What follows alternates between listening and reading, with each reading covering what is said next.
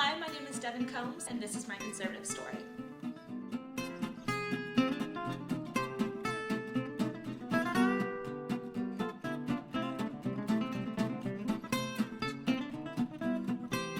Where were you 5 years ago today? What did you think you'd be doing right now? You probably didn't think you'd be listening to me talk, because I sure didn't think I'd be talking to you. I grew up in a conservative household in a fairly conservative small town. All that I believed was constantly reassured and reinforced, but that doesn't mean that I grew up in an echo chamber. My father worked very hard to make sure I could think for myself. Throughout high school, I set goals for myself that kept me on track to eventually leave my little town. I wanted to go to California, far away from Oregon, but close enough that I could jet back home when I wanted to. I wanted to attend college and become the first person in my family to get a bachelor's degree. I knew what I wanted, and I was very determined to make something of myself. Well, God, he has a sense of humor, and before I knew it, my plan was turned completely upside down. My thoughts started to shift, and I started to question my future in California. I was conservative. Would I even like California? Could I make a change? I wanted to be a lawyer, but could I make a difference in people's lives in a courtroom? My thoughts started to turn to Washington, D.C. It seemed like a city where people made things happen, where people made actual change in people's lives. Well, I had no idea as a first-generation student how to go about researching colleges. I was in an incredibly unique position in that most of the students at my high school didn't go to college either, so I just kind of had to figure it out for myself. Well, thankfully Google exists, so I spent hours and hours researching and just kind of applied randomly to a bunch of different schools around Washington, D.C. I hit send, barely knowing anything and having to apply to none of the original schools that I planned on. A few months later, I received an acceptance letter from the University of Virginia, and I said yes. I was going to keep my head down and focus on myself, and without even visiting Virginia before you knew it, I was on a plane with 5 suitcases and moving into a state I had never visited. I decided that I knew I was conservative, that's something I grew up with, but I decided that I was going to kind of keep those values pushed down. I wasn't going to join any conservative clubs.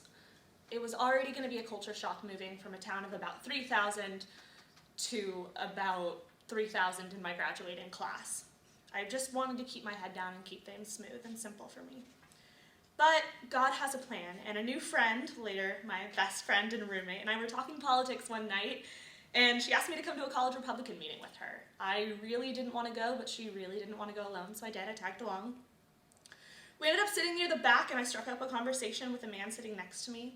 Near the end of the meeting, he ended up actually being there to look for interns for a congressional campaign and kind of talked me into joining him. I really didn't want to. At first, I was hesitant because, again, I wanted to keep my head down. I wanted to focus on my studies, but I did. I ended up working on that campaign.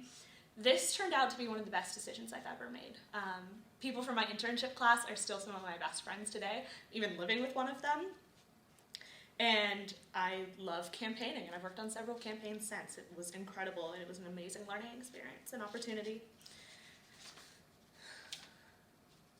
So by that spring, I was actually very active in our college Republican chapter. I was working the booth at a student organization fair, and I was actively recruiting my peers to join. After the fair, my friends and I decided to head across grounds for dinner. I was holding a campaign yard sign, and I went to stand and save our spot, like in line for the friends. I passed the sign to my friend, and the guy sitting directly in front of me looks straight at me and goes, I should punch you for supporting a conservative like that. I was completely astounded. Here I was, just trying to promote conservative values on a college campus, I know.